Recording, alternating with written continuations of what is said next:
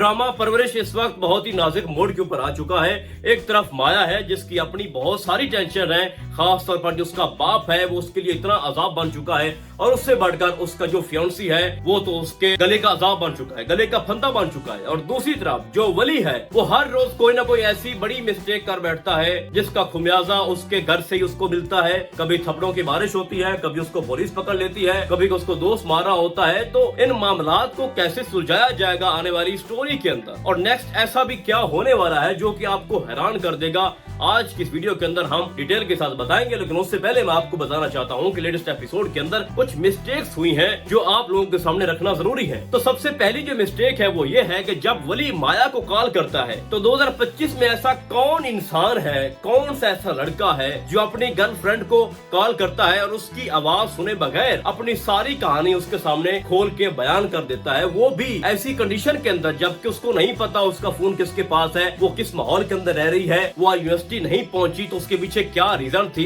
तो इस सिचुएशन के अंदर आप सारी बात खोल के बिना उसे सुने, बिना उसकी आवाज को पहचाने, चलो पहचानना दूर की बात है, जब वो बोलती तो पता लगता ना कौन है आगे से, कौन बात कर रहा है। आगे से बोला भी कोई नहीं है, बस कॉल अटेंड हुई है, कान के साथ लगाई गई है और उसने अपनी सारी कहानी उसके सामने रख दी कि आज मैं यूनिवर्सिटी गया था, तुम आई नहीं थी, या कॉलेज जो भी है, तो मैं तुम्हारे बगैर रह नहीं सकता। और सारी उसने जो उसके अंदर माइंड में थी, और उसका कजन समीर जिस तरह से उसने उसको पूरी प्लानिंग सिखाई थी, उसने भाई सारी खोल के बता दी। तो मैं समझता हूँ कि ऐसा आज के दौर में होता नहीं है, कम से कम भाई साहब 2025 में तो ऐसा कोई भी नहीं करता। पता होता है भाई, हो सकता है लड़की है भाई, उसका फोन पकड़ा जा सकता है, उसकी माँ के पास हो सकता है, उसके भाई, उसकी बहन, इवन के उसका बाप भी उसका फोन पकड़ सकता है। तो किस हाल में है ये जाने बिना आप सारी कहानी नहीं बता सकते। दूसरी बात यह है कि उसकी जो बहन है, चलो ये अच्छी बात थी कि उसकी बहन ने सारी बातें वली की सुन ली, लेकिन भाई मुझे ये बताएं कि उसकी बहन को क्या जरूरत थी कि वली का नाम बड़े प्यार से और बड़े अच्छे अंदाज से और लेबल लगा के, इमोजी लगा के सेव करने की। यहीं से तो सारा मसला खराब हुआ है। यानी हमारी जो माया है उसको इतनी जल्दी थी कॉलेज जाने की कि उसने फोन जो है वो घर पे छोड़ा, पीछे से फिर वली ने कॉल की, और जो वली का नाम सेव हुआ था जो उसकी बहन ने किया था उसको देखा उसके बाप ने, और वो हैरान हो गया, पीछे भागा, यूनिवर्सिटी पहुंचा, सॉरी कॉलेज पहुंचा, वहां से अपनी बेटी को पकड़ा और फिर क्या हुआ कि ड्रैग करके अपने घर फेंक दिया। तो यहाँ पर क्या हुआ कि एक तो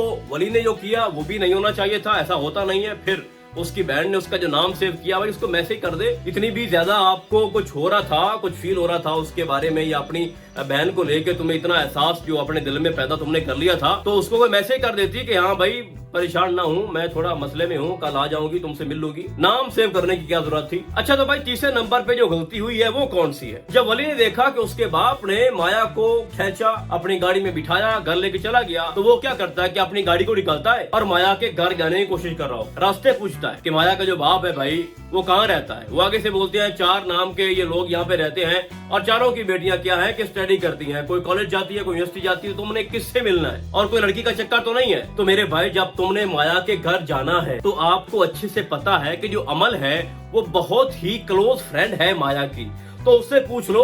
बात तो सही है।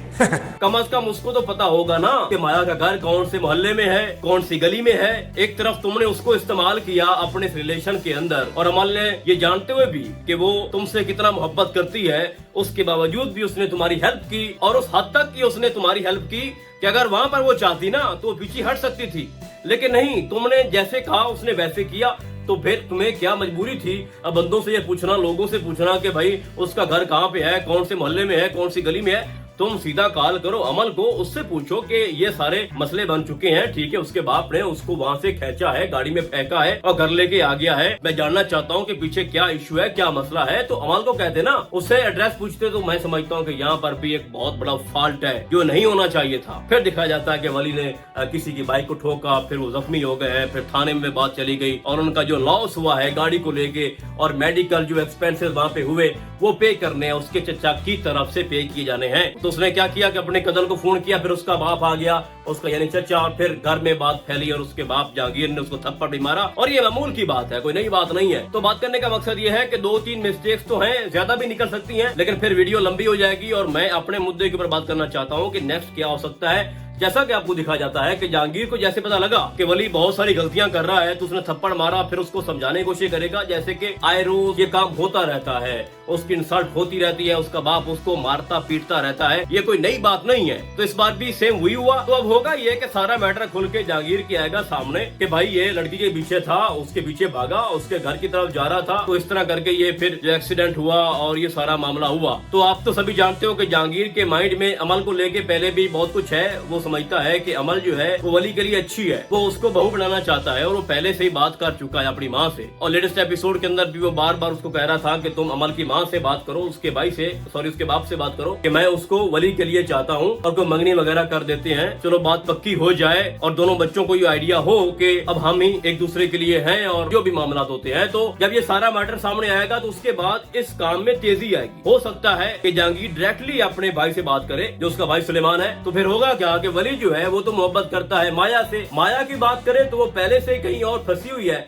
और मेरी एक और प्रेडिक्शन सच साबित हुई है। मैंने कुछ अर्सा पहले एक दो रिव्यू अगर पीछे जाए तो मैंने आपको बताया था कि जो वलीद है वो कुछ ऐसा करेगा जिसके बाद वो मुतनाज़े हो जाएगा। यानी वो क्या कर रहा था कि वो हरास कर रहा था अपनी होने वाली बीवी को। तो ऊपर से किसने देखा? उसकी माँ ने। मैंने ये बोला था कि इसका बाप इसको देखेगा, लेकिन ऐसा नहीं हुआ क्योंकि वो तो एक उल्लू का भट्ठा बेघरा सा इंसान है। वो तो भाई उसको कोई फिक्र नहीं है। अगर वो अपनी आंखों से देख भी लेता ना कि वलीद उसकी बेटी के साथ क्या कुछ करना चाह रहा है या क्या कुछ कर रहा है, उसको कितना तंग कितना परेशान कर रहा है, उसको फर्क नहीं पड़ना था, इसलिए उन्होंने उसको आउट कर दिया। तो हुआ क्या कि उसकी माँ ने देखा, तो कम से कम उसकी माँ को ये एहसास हुआ और वो अपने शौहर से ये कह रही होती है कि हमें लगता है कि हम अपनी बेटी को जलील कर रहे हैं, उसकी जिंदगी का फैसला जो है वो बहुत जल्दबाजी में कर रहे हैं, तो उसकी पूरी लाइफ का सवाल है, तो उसकी जिंदगी अजाब बन जाएगी। तो कम से कम यहाँ पर एक ब्रेक थ्रू मिला है माया को कि उसकी जो माँ है वो उसको सपोर्ट कर रही है। तो अगर आपको लगता है कि बहुत आसानी से माया की शादी वलीद के साथ हो जाएगी तो ऐसा पॉसिबल नहीं है।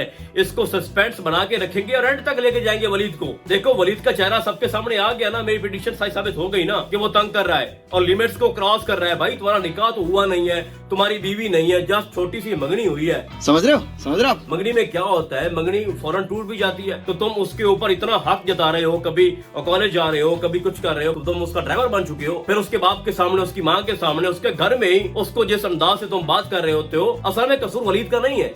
वलीद को ये पता है कि जो माया का बाप है वो एक नंबर का हरामी है, तो इस वजह से उसने मौके का फायदा उठाया कि ये तो भाई लालची है, मैं जो करूं इनको कोई फर्क नहीं पड़ता। लेकिन ऐसा होगा नहीं। तो सिचुएशन बहुत ज्यादा अब इंटरेस्टिंग बन चुकी है। एक तरफ वलीद का चेहरा सबके सामने आ चुका है, दूसरी तरफ जो वली है वो भी एक्सपोज हो चुका है। अब वली के ऊपर ये प्रेशर होगा कि तुम अमल से शादी कर लो, और दूसरी तरफ जो माया है उसके बाप की तरफ से उसके ऊपर प्रेशर डाला जाएगा कि तुम वलीद से शादी करो। और यहाँ पर बीच में जो माया की माँ है वो इस शादी को रोकने में कुछ ना कुछ काम करेगी, कुछ कोशिश करेगी। तो ओवरऑल बात करने का मकसद ये है कि ड्रामा अब अपने पीक के ऊपर आ चुका है और वली और माया को लेके एक नई जंग छिड़ चुकी है।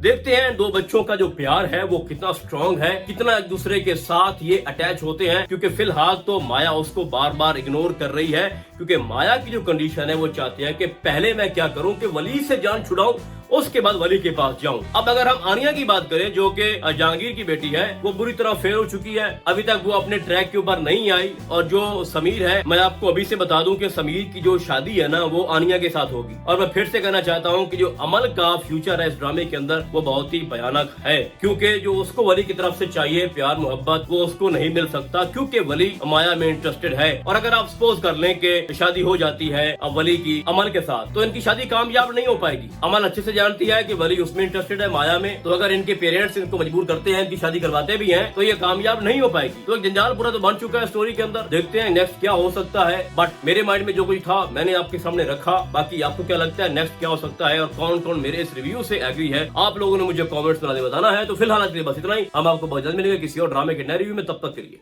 अल्लाह हाफिज।